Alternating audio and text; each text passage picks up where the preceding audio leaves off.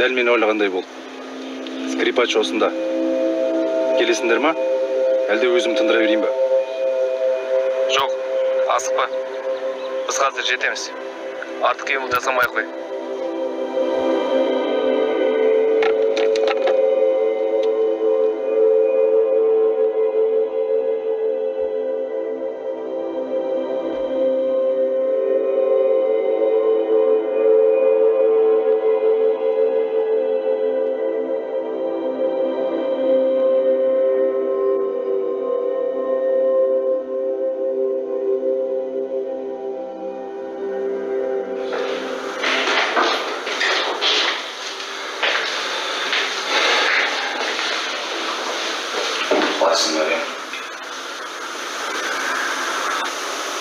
Кешеге қарағанда бүгін дұрысталып қалған сияқтысың ғой. Осылай жалғаса берсе, тағы 3-4 күнде шығып қаламыз ау. Ол қыздарың жағдайы жақсы ма? Жақсы, жаман емес. Саған сәлем айтып жатыр. Саламат болсын. Негізі, олар да келгісі келген. Мен рұқсат бермедім. Енді өз-өзіне келіп алсын. Әлі жинап алсын дегенім ғой.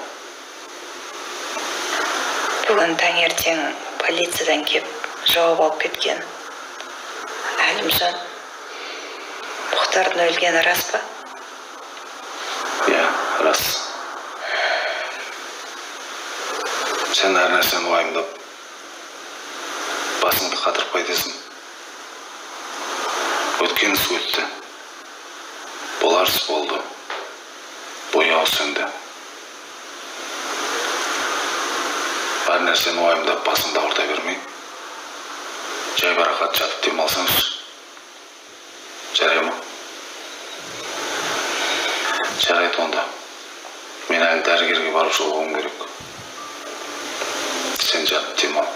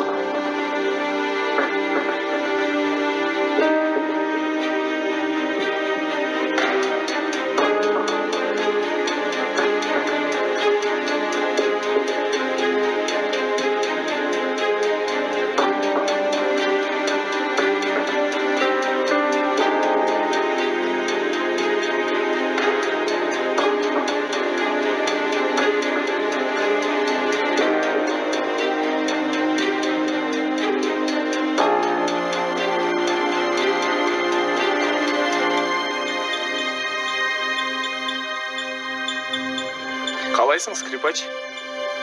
Көрінбей кеттің ғой. Мені сағынбадың ба?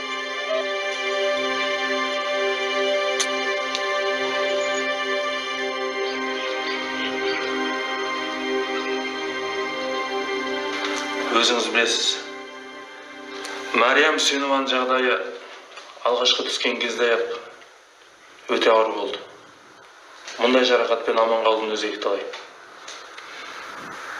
Иә, әрине. Оқ дәл омыртқадан тигендіктен ол кісінің жағдайы ауыр болатын о бастан-ақ белгілі болатын. Дәрігер, Сонымен не айтпақшысыз? Маған әңгіменің ашығын айтыңыз. Нақтысын айтқанда, науқастың өз аяғымен жүріп кетуі екіталай. Ол кісі өмір бойы мүгедектер арбасына таңылып қалуы мүмкін. Не? Иә, солай. Мүмкін қандай да бір жолдар бар шығар. Ақылы операция деген сияқты. Мүмкін шетелге апару керек шығар. Сіз қысылмаңыз. Мен кез келген соманы төлеуге дайынмын. Жоқ, кешіріңіз. Оның ешқандай пайдасы жоқ.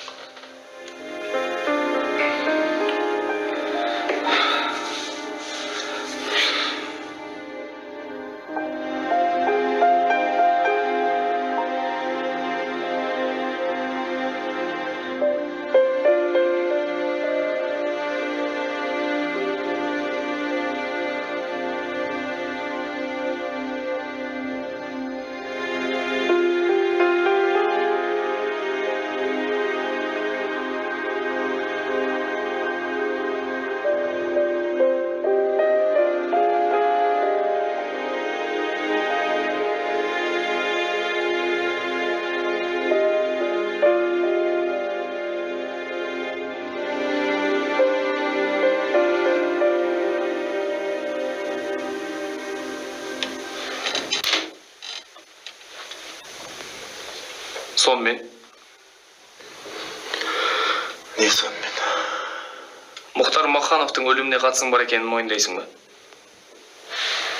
Ол кім? Кім болушы еді? Ақша боп салу мақсатында адам ұрлайтын сенің сыбайласың.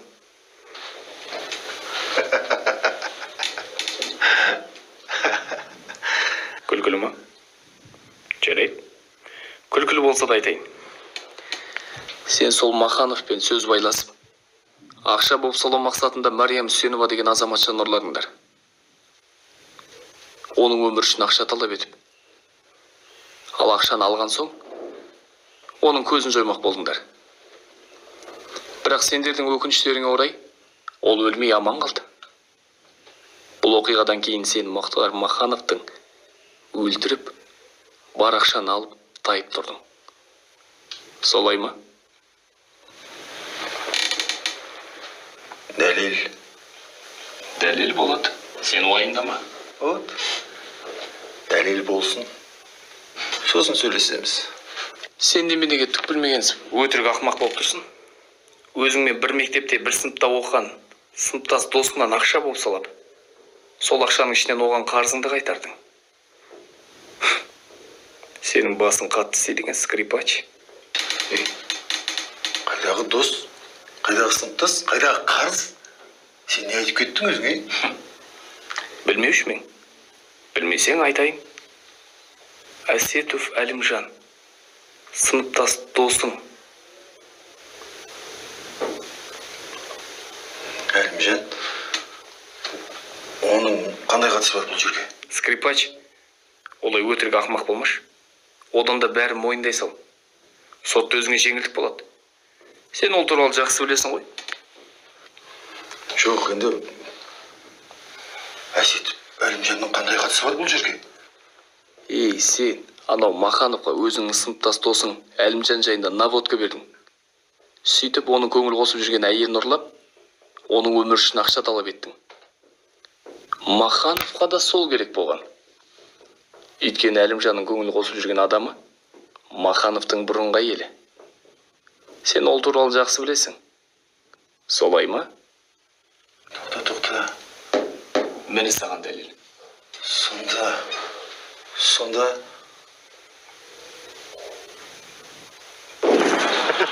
Ертең маған қаражат түсейін деп тұр. Соған саған азырақ ұстатып қойсам ба деп. Мен бұл столды алдырған себебім өзімнің миссиям бар. Ертең маған бір жерден ауқымды ақша түсейін деп келеді. Саған біраз ақша қарызым ғой. Соны ертең беріп кетемін. Әкеңе деген сәлемдемем бар. Аны міндетті түрде әкеңе беретін бол. Жарай ма, қызым? Жарайды.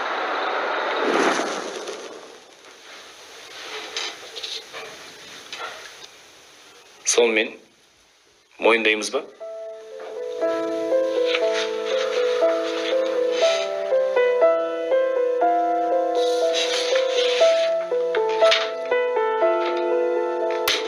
Жаз.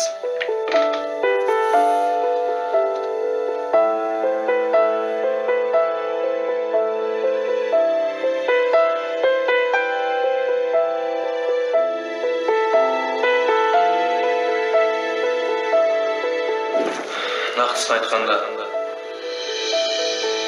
науқастың өз аяғымен жүріп кетуі екіталай. Ол кісі өмір бойы мүгедектер арбасына таңылып қалуы мүмкін.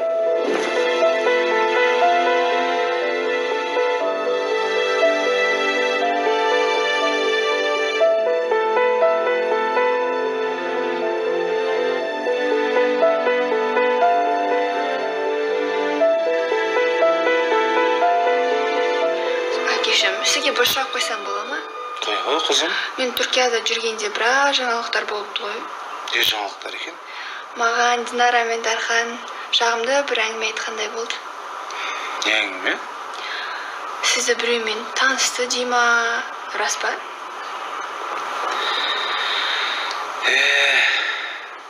Оның рас. Оны жасырып қайтем. Құдайға шүкір. Ой жеттіңдер. Дархан тайым ертең ізімді жалғастырушы.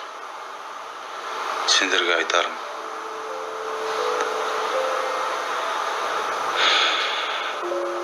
Әрқашанда тату тәтті болыңдар.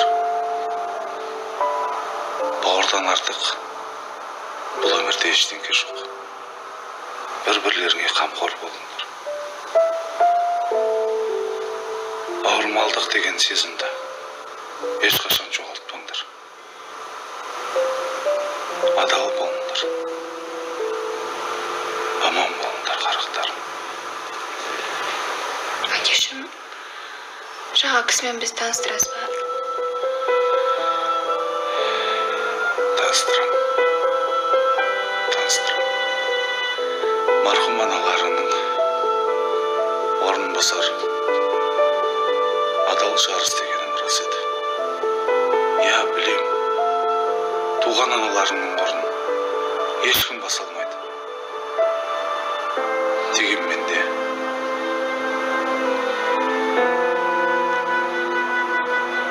мені кешіріңдер.